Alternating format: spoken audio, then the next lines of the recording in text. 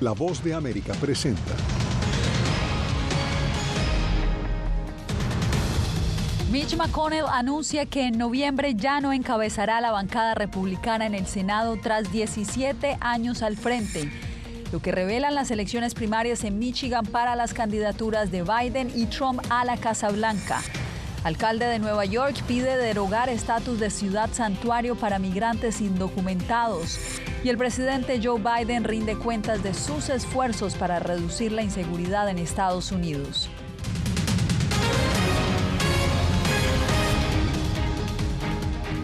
Llegó el fin de una era en el liderazgo del Partido Republicano en el Senado. Aquí comienza El Mundo al Día, les informa Yasmín López. Bienvenidos.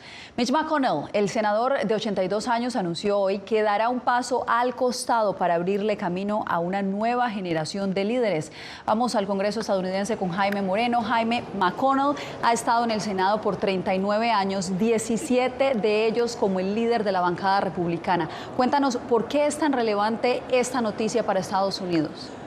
Yasmín, es una noticia muy relevante porque en medio de la extrema polarización política que vive este país, McConnell se atrevió durante los últimos años a negociar con los demócratas, a promover leyes bipartidistas de la mayor importancia para este país. Por ejemplo, los paquetes de ayuda para Ucrania, la ley para traer de vuelta toda la manufactura de semiconductores altamente concentrada en China y Taiwán, una iniciativa con impacto geopolítico, pero también la ley de infraestructura, que es un plan de reconversión de infraestructura de Estados Unidos, quizás el más ambicioso en la historia reciente de este país. Esas fueron las leyes que él recientemente ayudó a aprobar en el Senado.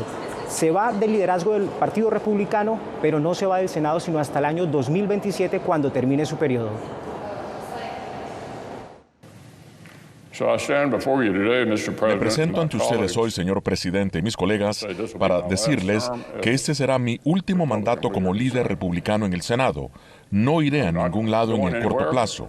Sin embargo, completaré mi trabajo.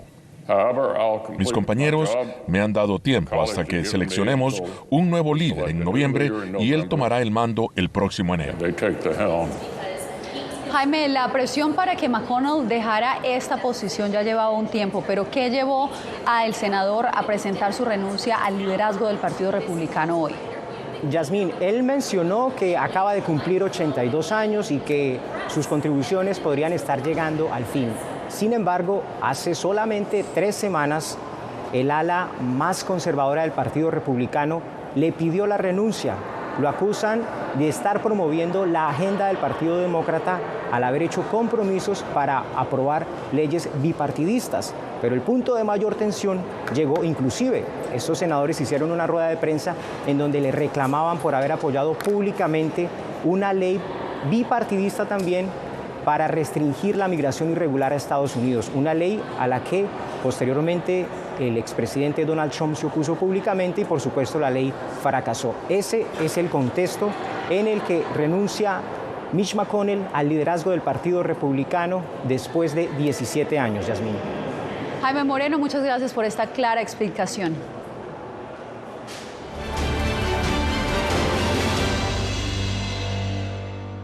El presidente Joe Biden y el expresidente Donald Trump ganaron de manera contundente en las elecciones primarias que se realizaron en Michigan este martes. Una posible revancha en noviembre parece cada día más probable. Sin embargo, los resultados también revelan datos alarmantes para ambos candidatos. Jacopo Luzzi nos informa.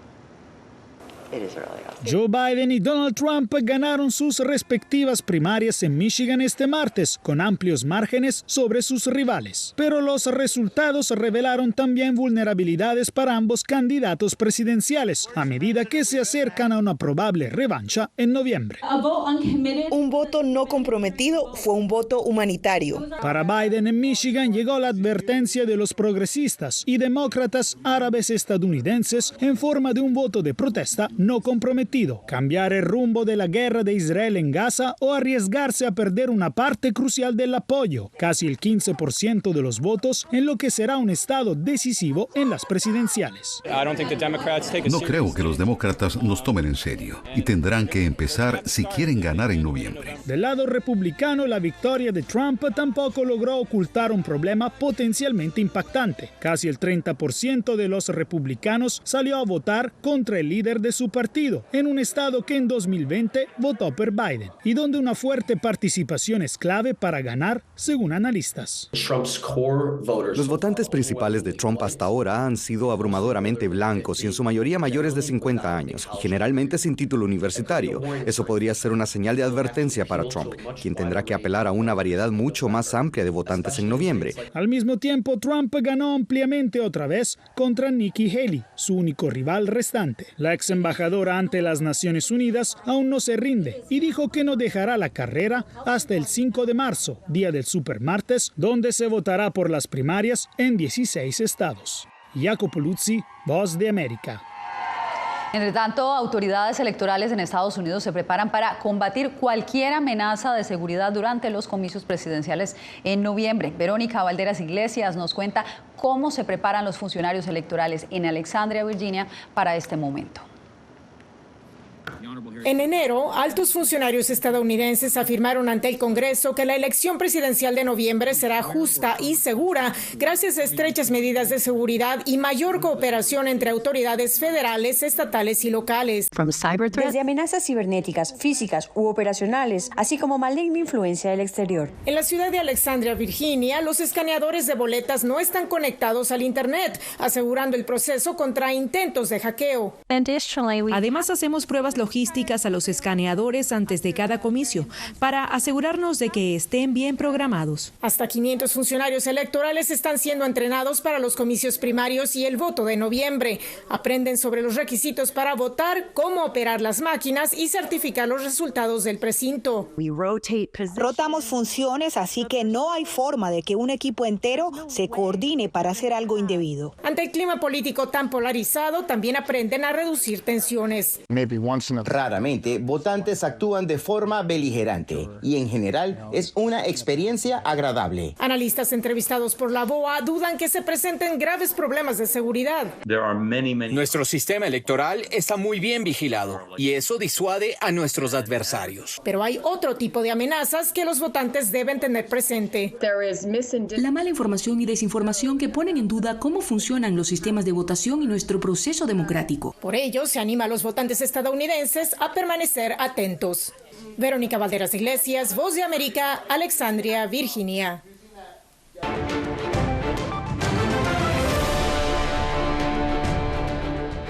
El alcalde de Nueva York está pidiendo la deportación de migrantes acusados de crímenes y también cambiar las leyes que permiten dar refugio a esa comunidad.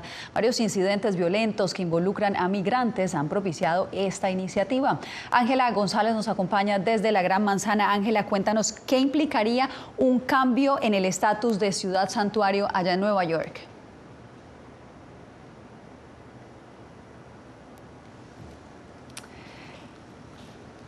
Parece que estamos teniendo inconvenientes. Ángela, si retomamos la información nuevamente, te perdimos por unos momentos. Cuéntanos.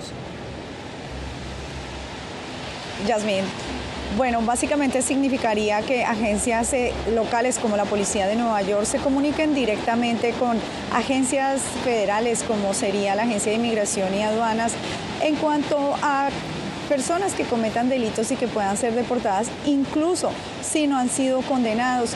Cabe recalcar que digamos que esto lo pudiera cambiar solamente el Consejo Municipal, debido a que el alcalde no tiene esta potestad y que por ahora han dicho que no se encuentra en su agenda hacer estos cambios. Un llamado del alcalde Eric Adams a revertir las políticas de ciudad santuario que ha abanderado Nueva York, esto a consecuencia de delitos que involucran a migrantes, ha encendido un debate político y humanitario. La política, que data de 1989 y que fue reforzada en 2014 según la alcaldía, prohíbe a las agencias locales compartir información sobre el estatus legal de una persona y cumplir con solicitudes de detención de ICE, con algunas excepciones. Deberíamos comunicarnos con el Servicio de Control de Inmigración y Aduanas más, y cuando ellos tomen la decisión de deportar, entonces deben hacerlo. El solo hecho de que no podamos compartir con ese servicio que esta persona ha cometido 3 robos y que forma parte de una pandilla organizada es problemático para mí. Activistas critican al alcalde demócrata de alinearse con ideologías republicanas en un año electoral y lo acusan de perjudicar a comunidades vulnerables.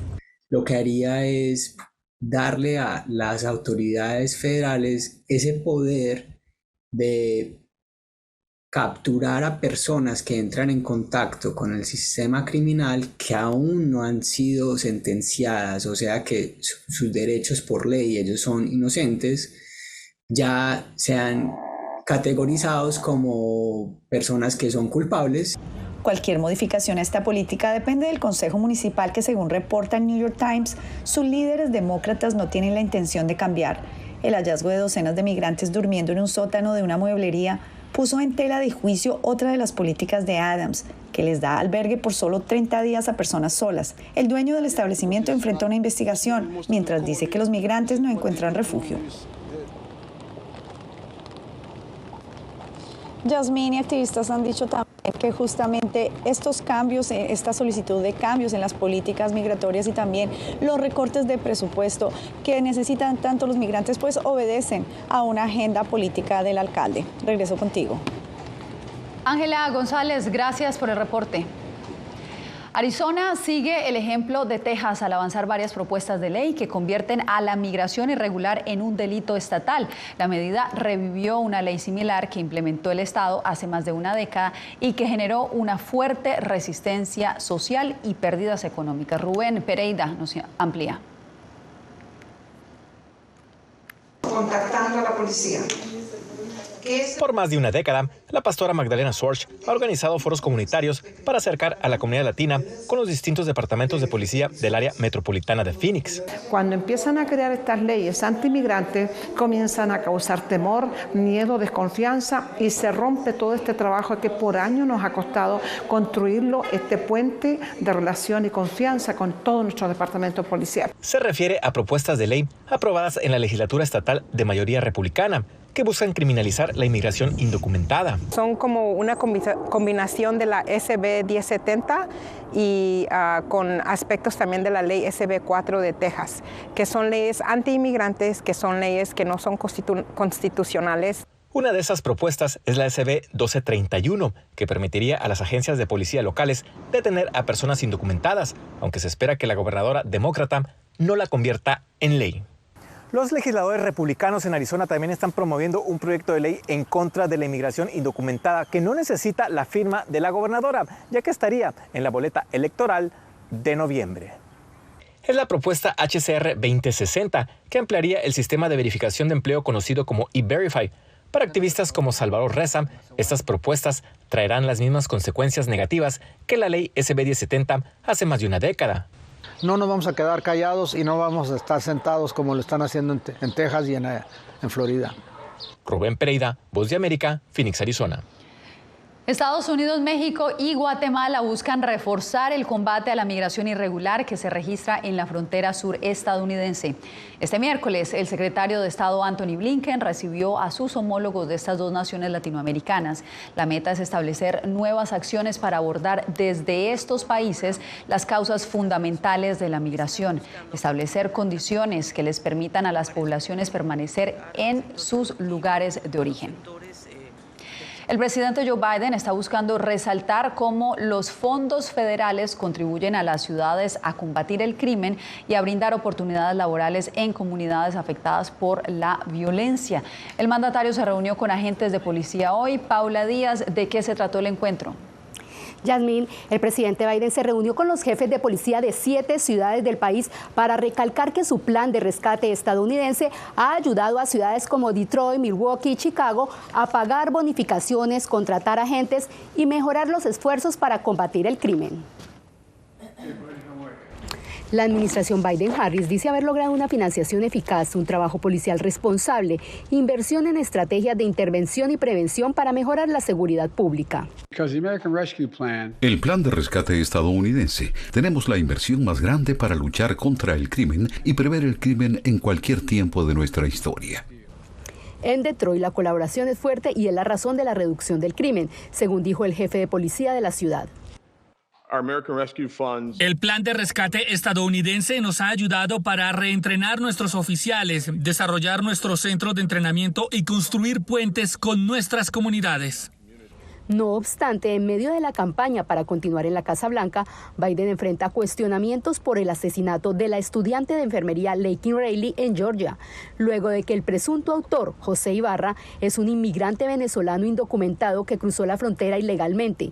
La inmigración irregular es uno de los principales temas de interés para los votantes estadounidenses. La muerte de Laken es resultado directo de políticas fallidas a nivel federal y de la falta de voluntad de esta Casa Blanca para asegurar la frontera sur. Necesitamos exigir más a esta administración y es algo que he estado haciendo desde que asumí el cargo. El presidente Biden urge al Congreso a actuar para combatir el crimen y promover la seguridad pública con las verificaciones de antecedentes universales, exigir el almacenamiento seguro de las armas de fuego y prohibir las armas de asalto y los cargadores de alta capacidad. Bueno, y aquí en Washington la seguridad es un tema que preocupa a los residentes luego de que los tiroteos, los homicidios y los robos de vehículos se dispararon en el último año, extendiéndose a vecindarios normalmente tranquilos, incluido el centro de la ciudad, donde se encuentran la mayoría de los edificios federales. Gracias, Paula. Y en otros temas, Hunter Biden, el hijo del presidente Joe Biden, testificó ante la Cámara de Representantes en la investigación de juicio político que se adelanta contra su padre. Este es el testimonio más importante hasta la fecha de esta investigación, que se mantiene en pie a pesar de que la persona que presentó la acusación fue acusada de mentirle al FBI. La audiencia fue a puerta cerrada y hasta el momento los republicanos no han presentado pruebas que respalden estas afirmaciones. Usted no se mueva porque al regresar ya están definidas las preguntas para una nueva consulta popular que convocará a los ecuatorianos.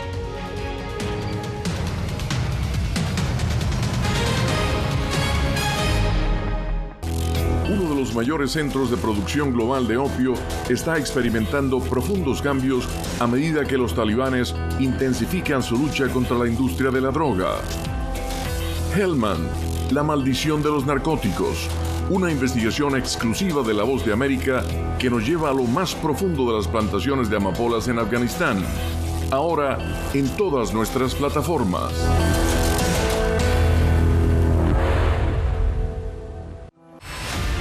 Decir que son fauna. Periodismo, la prensa libre importa. Una coproducción de La Voz de América y Teletica. Atentados directos contra los medios de comunicación. Disponible en vozdeamerica.com. Desde las ciudades más emblemáticas hasta los rincones más remotos del planeta. La Voz de América te trae las noticias más recientes. Con una garantía de credibilidad y balance. Como la mayor radiodifusora de noticias de Estados Unidos a la comunidad internacional, te ofrecemos una perspectiva única sobre la realidad de este país, Latinoamérica y el resto del mundo. Ya sea a través de radio, televisión, web o redes sociales, estamos a tu lado en cada plataforma.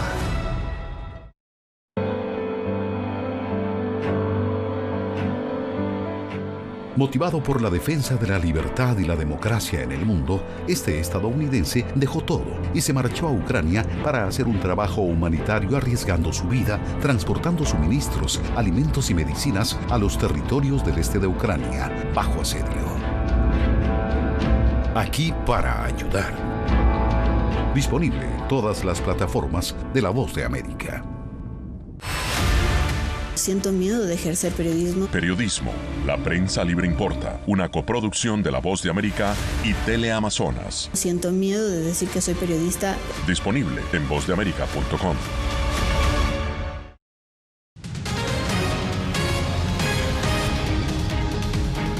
Los ecuatorianos volverán a las urnas en menos de 2 meses para participar en un referéndum y una consulta popular para poner en marcha reformas en materia de seguridad, empleo y justicia. Desde Quito, Néstor Aguilera nos reporta. El Consejo Nacional Electoral convoca a Un nuevo proceso electoral se realizará en Ecuador el próximo 21 de abril. Se trata de un referéndum y consulta popular que busca reformar la Constitución y otras leyes con el propósito de tener más herramientas para enfrentar el crimen organizado y la delincuencia común. La principal prioridad del gobierno del presidente Noboa, que también busca aprovechar la alta aceptación a su gestión en las encuestas. Según la empresa Perfiles de Opinión, 68% en enero de 2024. Podemos decir a la ciudadanía que estamos respondiendo a este gran reto y estamos bajando los índices de muertes violentas, hemos controlado las cárceles y estamos trabajando para darle paz a los ecuatorianos. La convocatoria se realizó la noche del martes. Allí se enunciaron una a una las 11 preguntas que incluyen temas como permitir el apoyo de Fuerzas Armadas en las funciones de la policía en el combate al crimen organizado, permitir la extradición de ecuatorianos y el aumento de penas en ciertos delitos. Es lo pertinente en política y las consultas populares son eminentemente políticas, todas han sido las que convocó el presidente Correa, las que hizo el presidente Palacios, la que hizo el presidente Moreno, la que hizo Lasso, la que hace ahora el presidente Noboa. En las calles hay opiniones divididas frente a la efectividad de este tipo de procesos democráticos. Lo que deben consultar es que haya fuentes de trabajo. Estoy de acuerdo, porque toca, pero no solucionen nada. Cada rato hacen consultas, la decisión del pueblo a veces no les importa, pero siguen con las consultas. El presupuesto para el referéndum y consulta popular es de $60 millones. Néstor Aguilera, Voz de América, Quito. Y ahora vamos a Colombia, donde las autoridades sanitarias monitorean el incremento de casos de dengue en norte de Santander, región fronteriza con Venezuela. Yair Díaz nos tiene el informe. Tengo fiebre, dolor de cabeza, escalofrío, dolor de huesos. Y pues por eso estoy acá, para descartar a ver si no tengo dengue. Berenice Rodríguez, venezolana de 21 años, llegó hasta un centro de salud en Cúcuta para recibir atención al presentar los síntomas de dengue, una infección vírica transmitida por un mosquito y que tiene en alerta a las autoridades por el aumento de los casos este año. Ya estamos en 1.399 diagnósticos de dengue.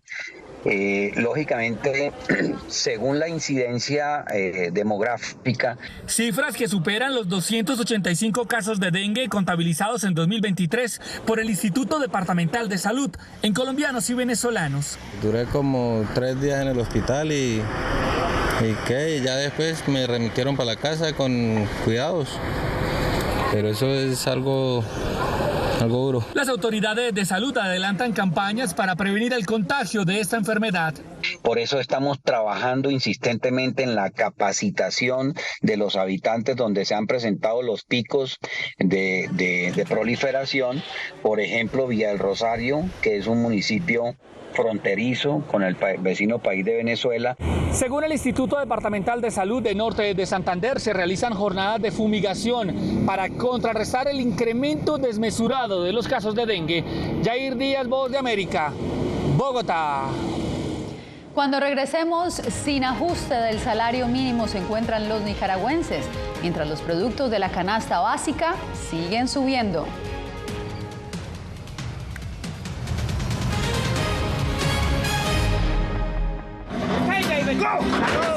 La Voz de América presenta testimonios de tolerancia directamente desde el corazón de una de las regiones más conservadoras de Estados Unidos. Historias de personas determinadas a derribar estereotipos, viviendo de manera auténtica en el hogar de los valientes. Encontraron su libertad. Disponible en todas las plataformas de La Voz de América. Nosotros no somos ninguna oposición. La prensa no es ninguna oposición.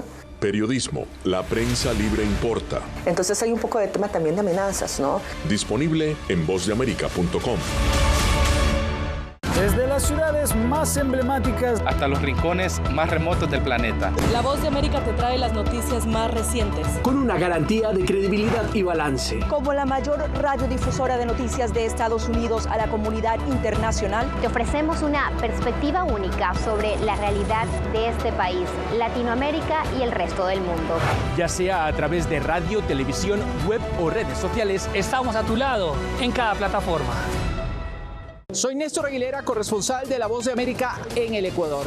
Informar sobre la realidad de un país exige una alta dosis de responsabilidad periodística, más aún cuando las noticias evolucionan a cada instante. Aquí en La Voz de América encuentras noticias veraces, precisas y balanceadas. Valores profesionales que me motivan a trabajar día a día para informarte de manera profunda sobre los temas que más impactan tu vida diaria. Porque en La Voz de América, la prensa libre importa. El periodismo definitivamente necesita ser libre. Periodismo, la prensa libre importa. Una producción especial de La Voz de América. La libertad se la da el Estado y la responsabilidad la asume uno. Disponible en vozdeamerica.com.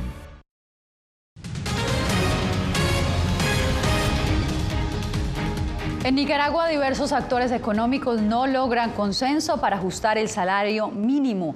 Donaldo Hernández nos reporta que en este momento un sueldo básico equivale a unos $200, una cifra muy inferior a los $540 que cuesta la canasta básica.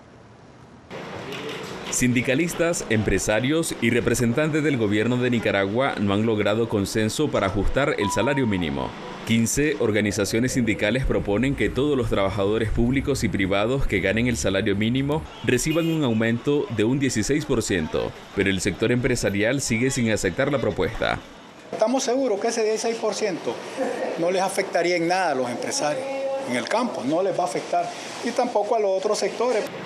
Durante 6 semanas, los empresarios, sindicalistas y el Ministerio del Trabajo se han reunido para discutir el reajuste. Nosotros consideramos que ha habido un gran avance y lo más probable, ¿verdad?, que en la próxima sección lleguemos a un acuerdo de consenso y tripartito. Economistas como Enrique Sáenz consideran que la situación de los trabajadores en Nicaragua es crítica. El año pasado hubo un aumento en el salario mínimo, pero el precio de la canasta básica aumentó significativamente. El año pasado fue 10% y la comida creció 22%. Estas cifras se dicen fácil, pero detrás de estas cifras lo que hay hambre. Menos queso, menos tortilla, menos frijoles, menos gallo pinto. Eso es lo que significan estas cifras, hambre. Mientras el salario mínimo se calcula en unos $200, la canasta básica tiene un costo aproximado de $540, de acuerdo a las estadísticas del Estatal Banco Central. Donaldo Hernández, Voz de América. Tenemos más al volver, usted no se mueva, ya regresamos. A lo largo de mi carrera he recibido muchísimas amenazas de muerte. Periodismo, la prensa libre importa.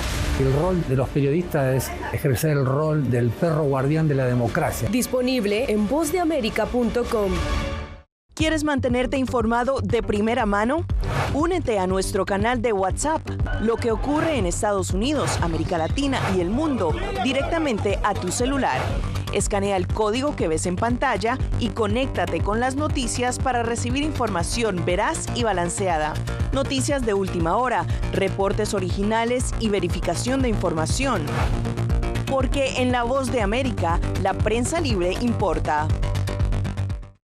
Soy Jorge Agobián, corresponsal de La Voz de América en la Casa Blanca. Nuestro trabajo es conectar a Latinoamérica con Washington. Aquí somos la voz, oídos y ojos de nuestro continente para reportar lo que se decide en Estados Unidos e impacta en nuestros países. Traemos a esta sala de prensa las preguntas que la gente se hace y hablamos en un lenguaje sencillo para explicar las políticas globales, sus defensores y detractores. Y lo entregamos a nuestra audiencia para que saque sus propias conclusiones.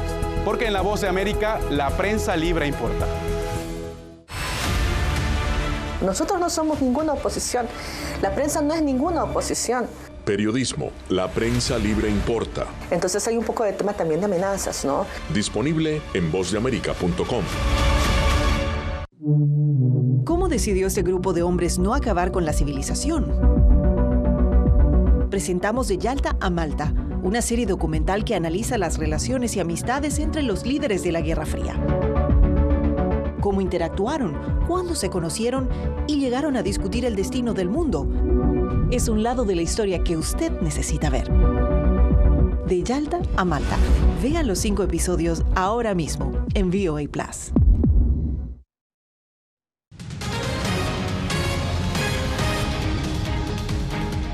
Las montañistas mexicanas ya tienen una nueva reina de las montañas. Se llama Mariana García López y fue coronada en las laderas del volcán La Malinche. La tradición, que data desde la década de 1950, se celebró en un momento sombrío para la comunidad montañista tras la muerte de 2 personas en el pico de Orizaba, la cumbre más alta de ese país. La nueva reina quiere promover la restauración de los albergues alpinos y demostrar a otras mujeres que no hay límites para alcanzar las cimas más altas del país y, ¿por qué no?, del mundo. Muy bien por Mariana. Con esta historia me despido por hoy. Les informó Yasmín López. Gracias por acompañarnos en El Mundo al Día.